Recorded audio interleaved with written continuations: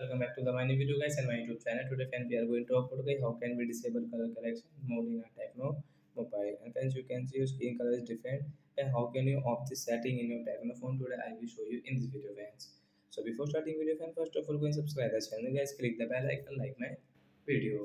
So first of all guys, open your phone setting to disable this setting. So guys, we will turn on our phone setting. After on phone setting guys, scroll it friends, you can see this type of setting in your Tecno phone.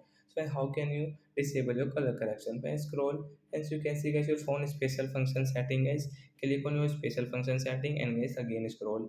Hence you can see phone accessibility setting guys, click on accessibility setting guys.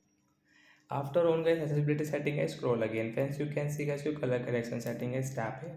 As you can see use color correction, right side this icon guys, you will have to click on this icon. Then guys you can see your color correction will disable and guys everything is fine in your phone guys, your skin color is normal. So like that guys, you can disable your color correction mode setting in your Tecno mobile.